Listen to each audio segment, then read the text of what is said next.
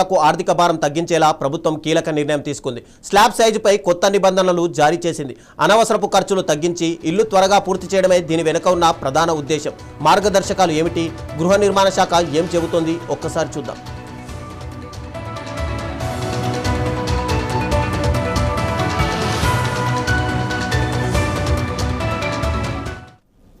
తెలంగాణలో ఇందిరమ్మ ఇళ్ల నిర్మాణ వ్యయం లబ్ధిదారులకు భారంగా మారకుండా ఉండేందుకు రేవంత్ సర్కారు కీలక నిర్ణయం తీసుకుంది.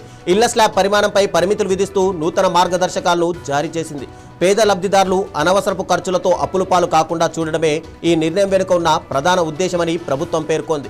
గృహ నిర్మాణ శాఖ జారీ చేసిన ఉత్తర్వుల ప్రకారం ఇందిరమ్మ ఇళ్ల స్లాబ్ను 5 నుంచి 750 అడుగుల మధ్యలోనే నిర్మించుకోవాలి. స్లాబ్ ప్రొజెక్షన్ అంటే ఓవర్ హ్యాంగ్ ముందు వైపు 3 అడుగులు, మిగతా 3 వైపులా 1 అడుగుకు మించరాదని స్పష్టం చేశారు. కొత్తగా చేపట్టే నిర్మాణాలతో పాటు ప్రస్తుతం బేస్మెంట్ లేదా రూఫ్ లెవెల్లో ఉన్న ఇళ్లను కూడా ఈ నిబంధనలు వర్తిస్తాయని పేర్కొన్నారు.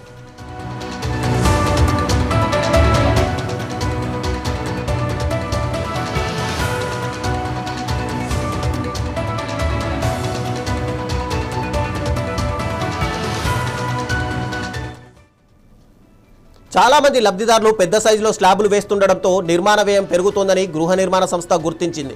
గోడల నుంచి 8 అడుగుల వరకు కూడా స్లాబ్లను పొడిగిస్తున్న సందర్భాలు ఉన్నాయని, దీనివల్ల పేద లబ్ధిదారులు ఆర్థికంగా ఇబ్బందులు ఎదుర్కొని ఇళ్ల నిర్మాణం మధ్యలోనే ఆగిపోతోందని అధికారులు తెలిపారు.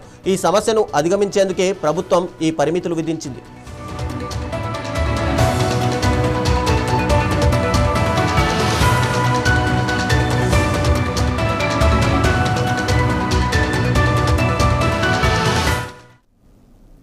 ఎండా వానల నుంచి రక్షణ కోసం భారీ ఆర్సీసీ స్లాబ్లకు బదులు కిటికీలు, తలుపులపై సన్షేడ్లు, టైల్డ్ రూఫ్లు ఏర్పాటు చేసుకోవాలని ప్రభుత్వం సూచించింది. ఇందిరమ్మ పథకం కింద అర్హులైన పేదలకు సొంత ఇంటి నిర్మాణానికి ప్రభుత్వం 5 లక్షల రూపాయల ఆర్థిక సాయం అందిస్తున్న విషయం మనకు తెలిసిందే. ఎస్సీ, ఎస్టీ లబ్ధిదారులకు అదనంగా మరో 1 లక్ష రూపాయలు అందుతున్నాయి. ఈ సాయం దుర్వినియోగం కాకుండా లబ్ధిదారులకు భారం కలగకుండా గృహ నిర్మాణం పూర్తి కావాలన్నదే ప్రభుత్వ లక్ష్యం. ఈ కొత్త నిబంధనలపై లబ్ధిదారులకు క్షేత్రస్థాయిలో అవగాహన కల్పించాలని పంచాయతీ కార్యదర్శులను, ఇంజనీరింగ్ సిబ్బందిని ప్రభుత్వం ఆదేశించింది. తెలంగాణలోని 33 జిల్లాల్లో 4.5 లక్షల ఇళ్లను నిర్మించడమే ఈ పథకం యొక్క ముఖ్య లక్ష్యం.